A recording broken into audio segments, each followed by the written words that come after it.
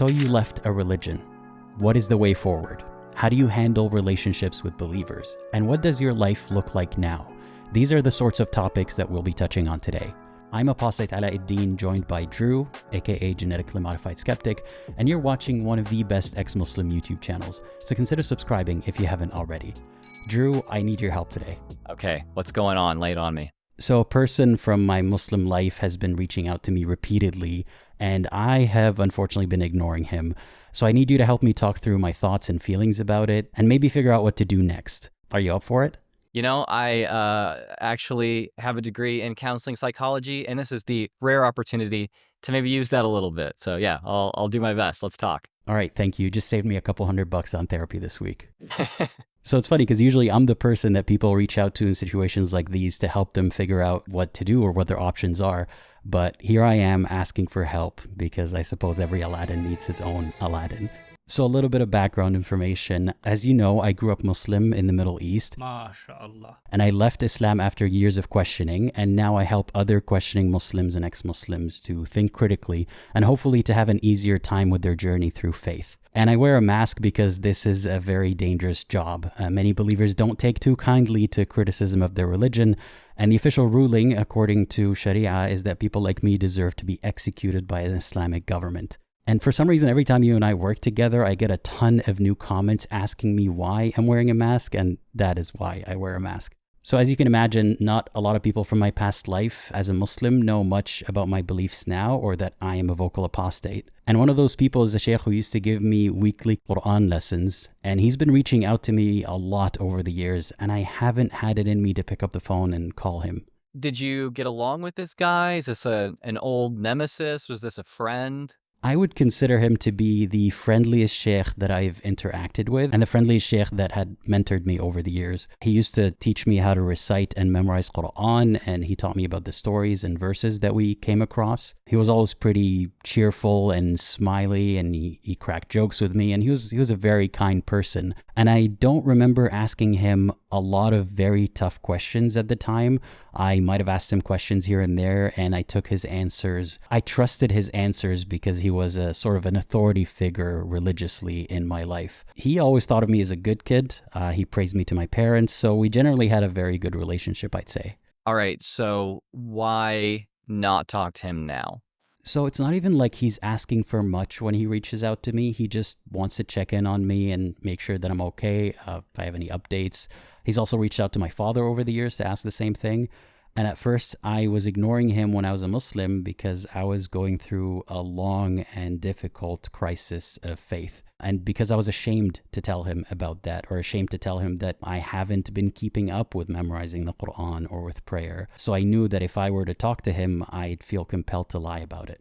And then over the years, as I started looking into Islam more and more to try to prove to myself that Islam is true rather than disproving it as false, even then I didn't think to reach out to him because I was still embarrassed to be going through a crisis of faith. So I spoke to other sheikhs and I sought them out. And more recently, I've been ignoring him because I am an apostate and I don't want to lie to him about that or pretend to be someone that I'm not. Do you think that he thinks that you're questioning, or maybe you're just a lazy Muslim today, or what do you think he thinks? I don't know if he knows anything about my life. I don't know how much my family might have told him, but he would assume, as someone who's not in the Middle East anymore, that either I am practicing Islam like I should be or I'm being lazy about it.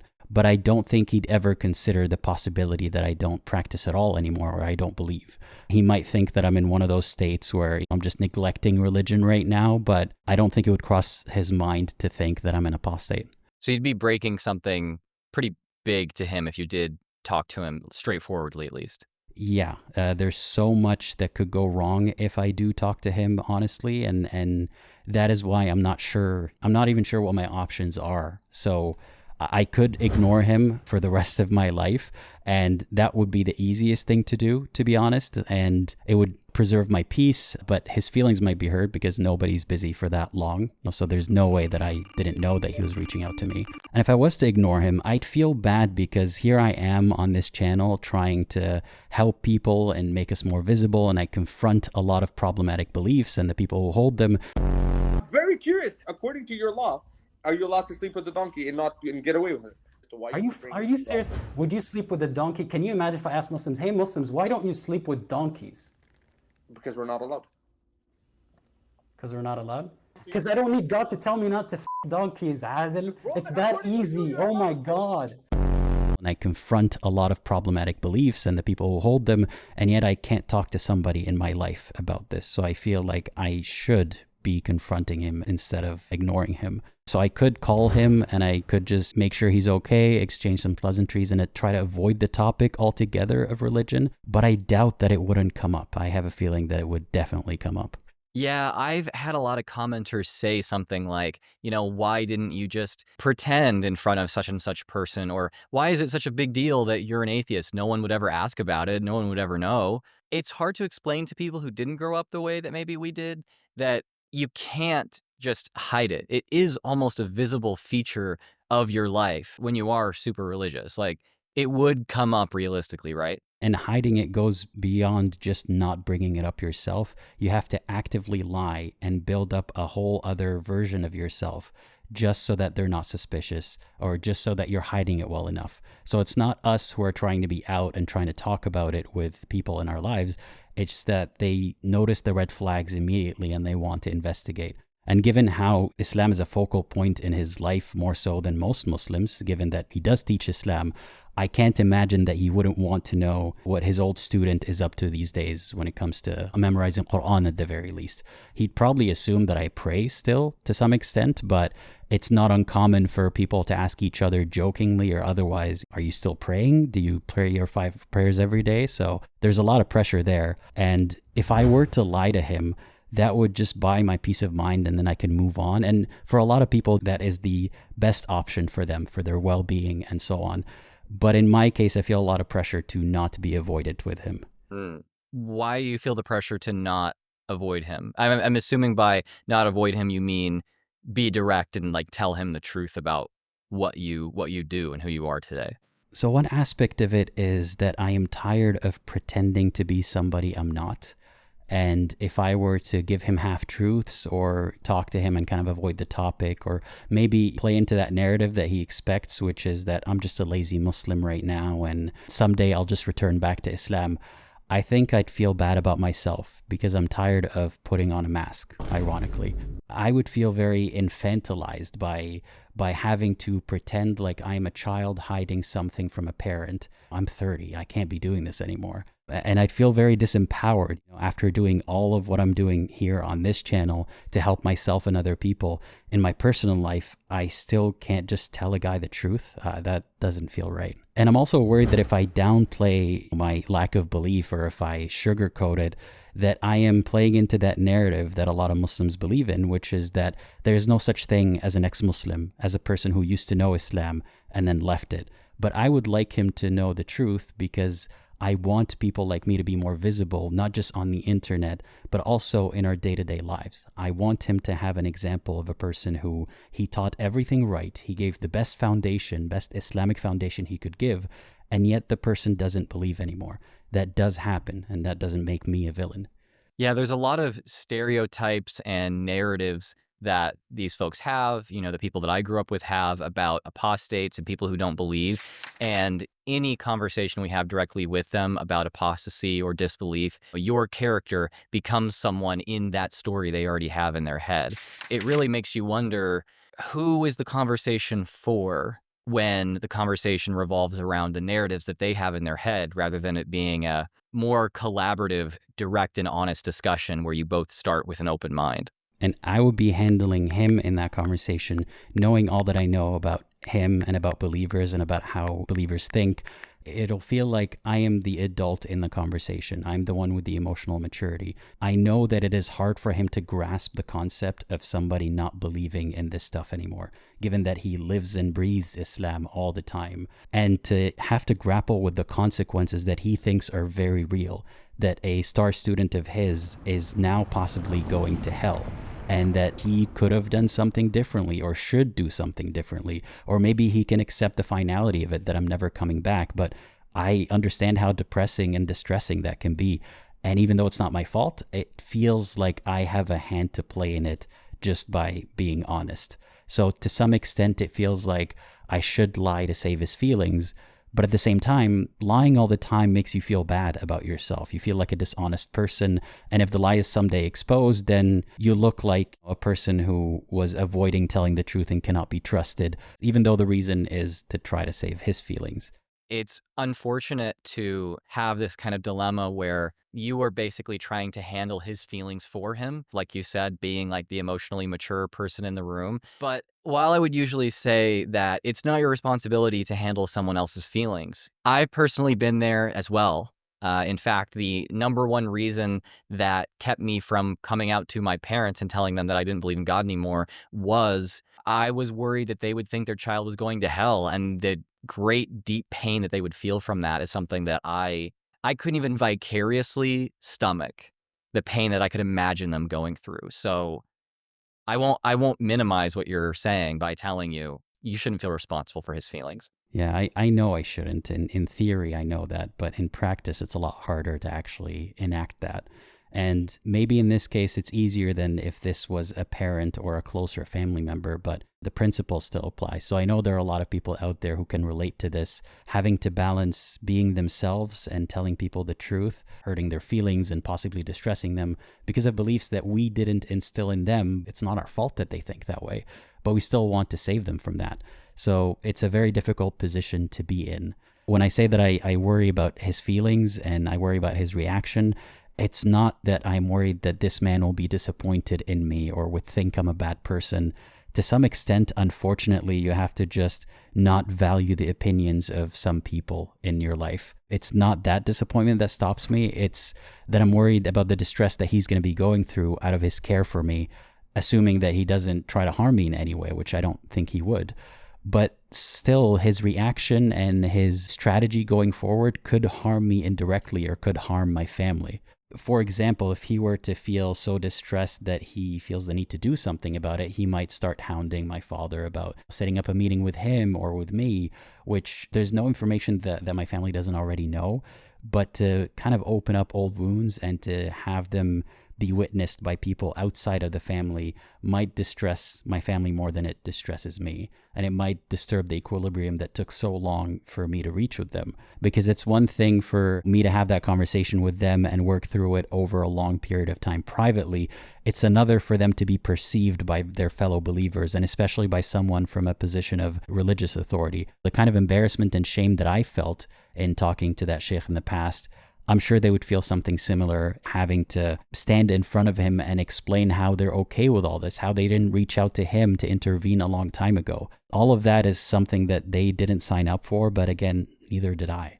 If this was someone that you didn't have a particularly good relationship with when you were younger, someone that you kind of disliked from your childhood, do you think that you'd have the same concern for their feelings? I can't say that I would completely disregard their feelings, but I'd be less concerned, I'd say, yeah. For example, I can think of another sheikh that was not anywhere near as nice as that one from earlier in my childhood. And given how abusive that man was and how stringent and strict he was about things that he didn't need to be all that strict about, if he were to try to reach out to me or confront me, I'd feel a lot less bad about telling him to it as it is. But this sheikh is a very nice person that means well, regardless of how incorrect he is about the reality around him. He truly does mean well. So I can't help but take his intentions into account. It's interesting that, like you said, even though this guy seems to have good intentions and was always kind to you, he can disrupt your family life in a pretty huge way while trying to do good.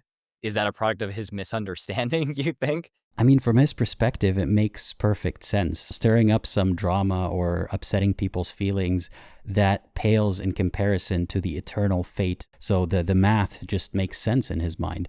I wish I could do the same the other way around, where I think the truth matters more than his feelings, or the consequences matter more than what he thinks. I'm still way too considerate for that. It's like I have a bird's eye view of the situation and he doesn't. And that puts me in a position of responsibility to consider a lot more information and make the decision better than he would.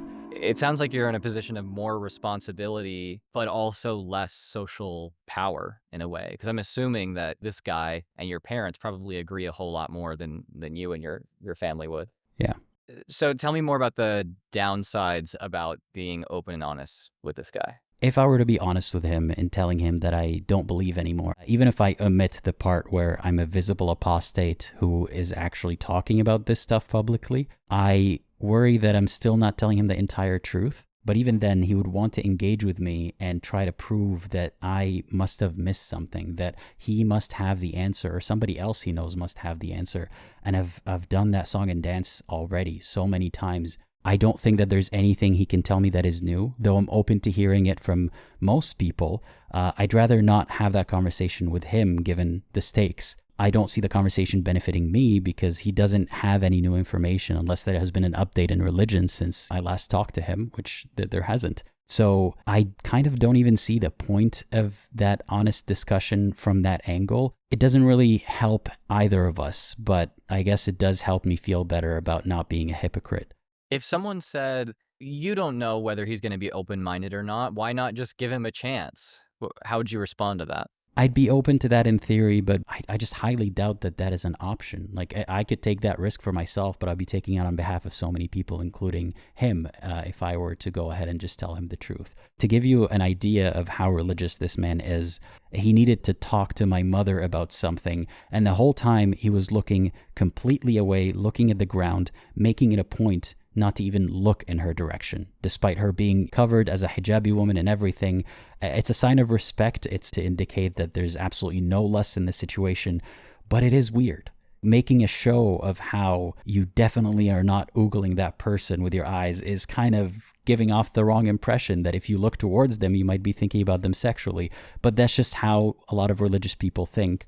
So he's so far into it that I highly doubt that he would see a reason or see why I think that this whole system doesn't quite make sense. I'd be open to that challenge if he was any other person, but given the personal connection and given how distressing this might be for him, that's why I'm hesitant. Okay, yeah, that sounds really difficult. What if someone was like, there could be upsides to this? List them out. Do you think there could be any upsides to this, potentially? To being honest with him and straightforward, I mean? Yes, there are. And if there weren't, I wouldn't be here today. It would be an easy decision. The first one is that I would feel more empowered, that as time passes on, I am more and more visible as an apostate. We're like a minority within a minority, that people don't acknowledge our existence. And when they do, they have the worst stereotypes about us. This would give him a personal case study of a person that he knew very well and is now on a completely different path. Maybe that will open up his mind a little bit about how good people are destined for hell just because they believe the wrong thing in his belief system, or how sometimes there's nothing you could do to change somebody's mind. Despite knowing the true message of Islam, good people can leave Islam too. But it could also backfire completely, and he might find some narrative that makes more sense to him, like how going to the West is what caused me to lose my faith, despite me having all sorts of questions and doubts before I've ever left the Middle East. And I would feel better about myself not having to lie. In fact, it's even in Islam, and Muslims say that hypocrisy is terrible, to pretend to be a Muslim when you're not. I'm not trying to pretend to be a Muslim. I'd like to just be myself. And I'd like to not have a discussion about it because the other person feels like it's necessary. So it's a bit of a mixed bag, but in some scenario out there, he realizes that I'm onto something, and he acknowledges that apostates do exist, and we're not the villains they think we are. I've definitely felt a really strong kind of moral obligation that I've honestly placed on myself to be positive representation for apostates. And in my situation, it's apostates from Christianity. And it sounds like you also feel that. And this is a potential avenue for you to engage with that responsibility that you feel. And given how he's a hub of information for Islam, he teaches people, then if I make a change to how he thinks, that could propagate way further than if it's just one person who is not an Islamic teacher. So there is an upside there. But is that moral responsibility unhealthy? That feeling of obligation that somebody has to make this sacrifice, somebody has to put themselves out there, because if I don't do it, who else is going to do it? I struggle to know if that is healthy or if I should be avoiding acting on those feelings. Do you feel that way? Do you think there's a balance to strike there? Yeah, I think this is why we became friends so quickly, because this is one of the central questions of my entire adult life is it healthy that I have this feeling of moral obligation and responsibility to be good representation? There's no general principle to abide by here. I think it's a case by case basis. If we're looking at this situation concretely, what is the most likely outcome, and can you help that outcome materialize? That's the way that I tend to look at things, rather than I need to abide by some unifying principle in every situation. I have had a similar struggle with whether or not I want to have contact with the youth pastor that I grew up with. And it sounds like he and I had a similar relationship to the one that you had with this sheikh. I really liked this guy. He was really nice to me, and he was definitely not hypocritical with his beliefs and his teachings. I still think positively when it comes to his character. If I connect with this guy and overturn some of the narratives he has in his head about apostates, he's now the pastor of the church I grew up in. So he might be able to influence people to be more compassionate about people like me. It also puts a lot on me. I know that if, in all likelihood, I don't affect change in his mind, I'm going to blame myself in a kind of repetitive, compulsive way that would not be healthy in my day-to-day life. And that's why at this time, I have not decided to have a conversation with him, even though I know he would welcome it. He'd probably do it on camera with me and make a video about it. But it's case by case. This is a really serious struggle that I'm glad to see that you are taking seriously. I thought you were going to say you're glad that I'm going through it too, so you're not going through it alone, but that works too. Yeah, I'm not glad that you are having to face something difficult and struggling with it, but yeah, it is nice to not be the only person who takes this so seriously that it's kind of painful. Misery loves company. Yeah. And that's what apostasy is. It's misery. Wow, you're really selling it right now. I'm sure we're going to get a lot of apostate recruits. This kind of reminds me of how when I was a Muslim and struggling with my faith, something that I fantasized a lot about, unfortunately, was dying as a martyr, doing something that helps people so that I sort of guarantee myself a ticket to heaven. Because I felt like I may not be worthy of heaven. I didn't think very highly of myself. And I thought if I just do one big thing before I die, and not in a way that harms people, but more like saving people from something, that would be the best outcome for me. And then that sort of morphed into this moral obligation to sacrifice myself or to help as many people as I can, because if I don't do it, who else is going to do it? I know there are other agents of change in this world and there are other people trying to do good things, but because of how niche this community is, we're far and few in between, given the dangers that we have to endure and the stress that we have to endure. So it's really tough. I don't want to be doing the same thing again. I don't want that unhealthy longing for a martyrdom so that I can redeem myself, so I can finally be valuable and valid. That is, I think, something that us ex-Abrahamic people are struggling with pretty consistently a lot of the time. The Abrahamic faiths revolve around martyrdom. I think maybe especially Islam and Christianity, Judaism a little bit less in some ways. I always thought that the pinnacle of moral action was, like the Bible says, like Jesus said, laying down your life for your friend. I suppose I still hold to that in some ways, but I think that I romanticized it so much while I was a Christian that carried over into when I left Christianity. Am I thinking about martyrdom or just sacrificing for the sake of a good cause in this romanticized, superstitious way? Or am I thinking about it in a practical way? What do I realistically actually have to give up in order to affect change in a positive way? That is not something that's easy to untangle as someone who took their faith very seriously in a martyrdom style religion. One thing we might be missing when we're thinking so-called practically is that taking care of yourself is also necessary and practical. So if you overextend yourself, you're practically not going to do anything. You're not going to be able to help anymore. So, make sure not to burn out and not to sacrifice too much. So yeah, that's a lot to think about. And I don't know if I'm any closer to a resolution on whether or not I should talk to him, but it does leave me with a lot of food for thought. And I was curious to know what people thought, because this is a recurring situation, if not with a sheikh, then with a family member. And I asked people on YouTube and their answers varied wildly. There were some people who said that they have a lot of animosity for that person and they would not want to answer them ever again.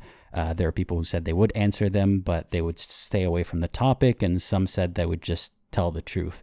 So I suppose what I'm trying to say here is that there is no one-size-fits-all answer. We're not telling you what you should do in a situation like this, but we are telling you that you're not the only person going through a situation like this. So it might help to talk to somebody else in your life or somebody else on the internet who is going through a similar challenge and brainstorm kind of like what we did, see what your options are.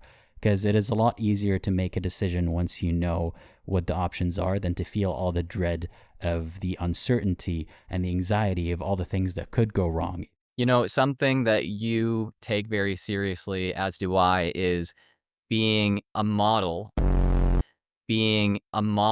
of the type of behavior that you want to see. So you try to be a good example to the people who watch your videos. And I see you modeling something that you want to see right now. You know, you didn't want to bear this alone. You decided to reach out to me and bring me into this, which I'm honored to be a part. But I'm happy that you are showing people you should engage with other people. You should have an open dialogue with other people. Connection and taking care of yourself in that way is something that is necessary to deal with situations like this, regardless of what you end up deciding to do after that. I appreciate you saying that. And yeah, thanks for your help today. I could not have done this without you. So to turn it back to the audience, have you been in a similar situation? What have you done, or what would you do to reach a resolution? Let us know in the comments below. Do you have anything else you want to add before I wrap up? Think critically and think for yourself, and consider watching one of these videos next. You got it. I didn't even have to train you this time. Thanks again, Drew, for your help today. And thank you to all my supporters on Patreon, YouTube, and otherwise for being here. I could not do this without you either. And if you keep supporting me, maybe I can afford to pay my therapist more and stop dragging Drew into these calls. I'm happy to be here anytime. All right, you heard the man, so do not send me donations. And as always, what was it, Drew? Think critically and think for yourself. And consider watching one of these videos next. And hit the like button if you haven't already. See you next time.